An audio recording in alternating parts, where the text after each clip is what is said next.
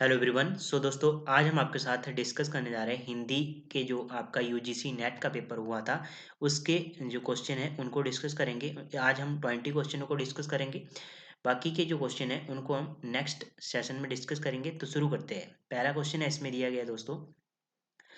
पहले क्वेश्चन की बात की जाए तो, और इसमें हम यहाँ से ये भी देखेंगे कि इसकी चारों ऑप्शनों से और नेक्स्ट आने वाले एग्जाम में क्वेश्चन कैसे बनेगा, तो वो भी देखेंगे। सबसे पहला क्वेश्चन इसमें दिया गया है कि सर्व सुख नामक अग्रवाल जो बढ़िया है की कथा किस उपन्यास में उल्लेखित है।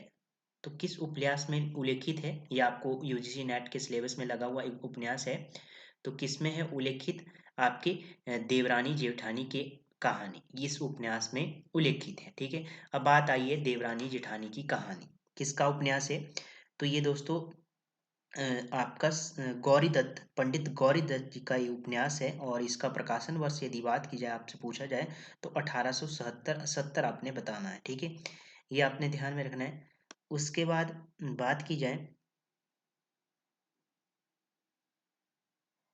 ठीक है, आगे बात करेंगे नेक्स्ट क्वेश्चन। सेकंड क्वेश्चन की बात की जाए, निम्नलिखित में से विदेशी परिवेश पर आधारित आधारित उपन्यास नहीं है। नहीं पूछा है, क्वेश्चन को ध्यान से पढ़िए। नहीं पूछा है तो इसका राइट आंसर बनेगा आपका, एक तो बन जाएगा आपका परिशिष्ट और चक्रव्यूह। ये क्या है आपकी विदेशी परिवेश पर आधारित नहीं है। तो आपका ऑप्शन बन जाएगा क और ख, मतलब कि आपका ऑप्शन बी सही हो जाएगा। इसके अकॉर्डिंग आपका ऑप्शन बी सही हो जाएगा। अब बात आई है जो आपका ये वे दिन और ये सफर के साथी, ये क्या है विदेशी परिवेश के ऊपर आधारित उपन्यास है। ठीक है। आगे है थर्ड नंबर का क्वेश्चन। क्या क्वेश्चन पूछा गया है? प्रकाशन काल के अनुसार निम्नलिखित उपन्यासों का सही अनुक्रम आपको बताना है। ठीक है। अब देखते हैं इसका राइट आंसर क्या बनेगा। 1882 में आपका क्या है, परीक्षा गुरु है। गोदान की बात की जाए 1936 में है। ठीक है। शेखर एक जीवनी, शेखर एक जीवनी की बात की जाए तो ये है आपका 1941 में। तमस क्या है आपका, ये है 1973 में। ठीक है। तो ऑप्शन आपका ए सही हो जाएगा। ठीक है। आगे है शास्त्रानुसार अर्थ प्रकृति के प्रकार। अर्थ प्रकृति के कितने प्रकार होते हैं? दो प्रकार होते हैं। एक तो होता है बिंदु, ठीक है, और एक होता है आपका विमर्श। ठीक है, दो प्रकार होते हैं, ये आपने ध्यान में रखना है। और अब इसमें ऑप्शन आपका विमर्श और बिंदु, विमर्श और बिंदु की बात की जाए तो इसका राइट आंसर बनेगा आपका ऑप्शन बी सही हो जाएगा। क और सॉरी, ख और ग, ये ऑप्शन क है, इधर ये मिस्टेक है। ख का लेना है इधर, ख और ग। ठीक है।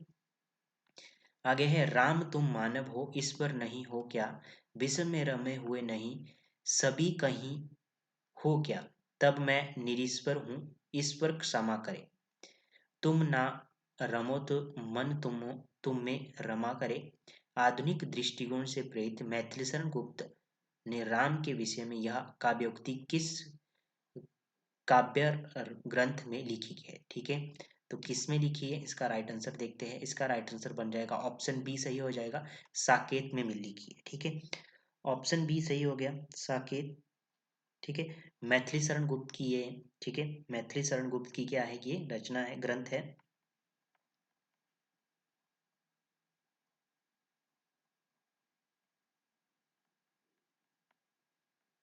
ठीक है। उसके बाद बात की जाए,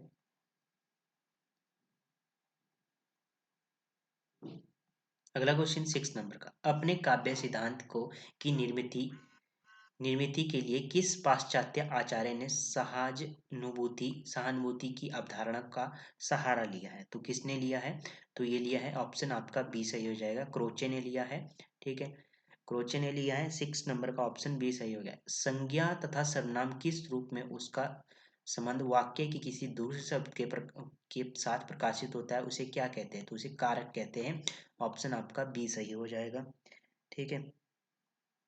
8 नंबर क्वेश्चन की बात की जाए तो इसमें क्या क्वेश्चन पूछा गया, श्रद्धा और ईड़ा से संबंधित मुक्ति बोध के सही कथन कौन से है? सही कथनों की बात की गई, मुक्ति बोध के कौन कौन से कथन सही हो गए, तो इसका देखते हैं कौन सा ऑप्शन बनेगा आपका। ऑप्शन इसका देखते हैं।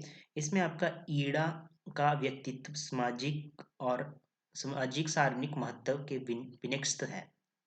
तो ऑप्शन ये वाला पॉइंट भी सही है। दूसरा, श्रद्धा के पास कोई अपना सार्वजनिक जीवन नहीं है, तो ये भी सही है। ईड़ा का ये गलत है, ये भी गलत है। तो क और ख ऑप्शन आपका बी सही हो जाएगा। ठीक है, आगे निर्देश दिए गए। पहला कथन है, स्थापना दी गई। भारतेंदु युग में मध्यकालीनता और आधुनिकता का द्वंद्वत्व है। सही है ये भी पॉइंट, क्योंकि उस समय का भारतीय समाज संक्रमण के दौर से गुजर रहा था। ये भी सही है, तो दोनों कथन सही है। तो ऑप्शन आपका सेकंड सही हो जाएगा, बी ऑप्शन सही हो जाएगा। आगे है, नित्य का संबंध किस विचारधारा से है? किस विचारधारा से है नित्य का संबंध?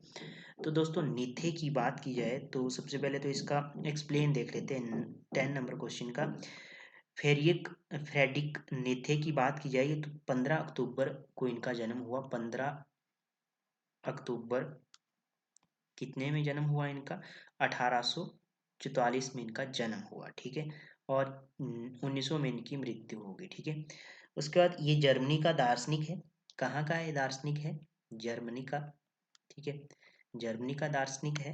और इसने क्या किया है, एक तो मनोविश्लेषणवाद, अस्तित्ववाद एवं परिघटनामूलक चिंतन के विकास में निश्चय की महत्वपूर्ण भूमिका है। ठीक है, तो इसमें आपका राइट आंसर बन जाएगा ऑप्शन आपका डी सही हो जाएगा। ठीक है, आगे है, तलाकशुदा माता पिता की संतान की मानसिकता पर आधारित उपन्यास कौन सा है? तो इसका तो राइट आंसर सभी को आता होगा। इसका राइट आंसर बन जाएगा आपका बंटी। आपका बंटी की बात की जाए तो मनु भंडारी का ये चर्चित उपन्यास है। ठीक है, मनु भंडारी का ये चर्चित उपन्यास है आपका बंटी। ठीक है, और हिंदी उपन्यासों के इतिहास में मील का पत्थर माने जाने वाली ये कृति है। ठीक है, इसमें इसकी समस्या क्या है, टूटते परिवारों के बीच बच्चों को किस मानसिकता यातना से गुजरना पड़ता है, ये इसकी मतलब इसका उद्देश्य है।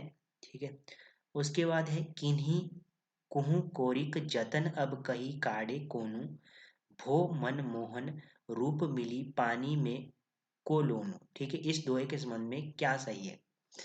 तो इस दोहे के संबंध में यदि बात की जाए तो 12 नंबर क्वेश्चन की बात की जाए तो इसमें आपका एक तो पहला ऑप्शन सही हो जाएगा, इनमें नायिका का कृष्ण के प्रति अनन्य प्रेम व्यंचित है। नायिका के मन रूपी सरोवर में कृष्ण का लावण्य पानी में नमक की तरह घुल जाना। तो क और ख देखिए, आपका ऑप्शन डी सही हो जाएगा। इसके अकॉर्डिंग ऑप्शन डी सही हो जाएगा।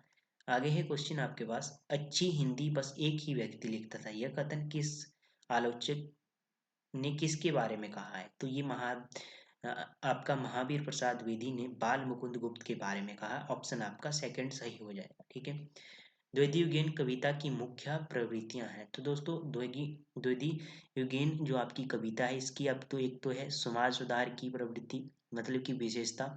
एक है इति वृत्तात्मकता। ऑप्शन आपका कौन सा बनेगा इसके अकॉर्डिंग? क और ख।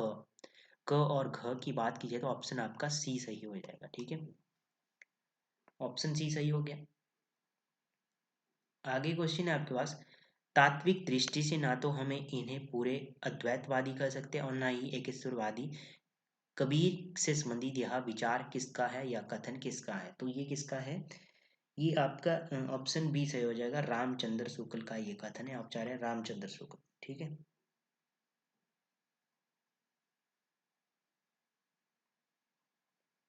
उसके बाद अगला क्वेश्चन है आपके पास दिया गया 16 नंबर क्वेश्चन में क्या दिया गया है, 15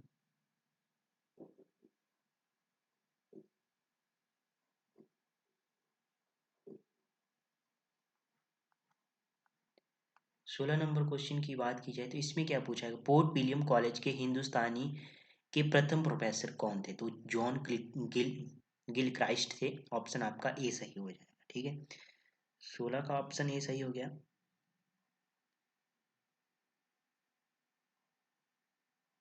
उसके बाद 17 नंबर क्वेश्चन की बात की जाए तो इसमें क्या बनेगा, ना खास हिंदी ना खास उर्दू जबान गोया मिली जुली हो, उपयुक्त कथन किसका है?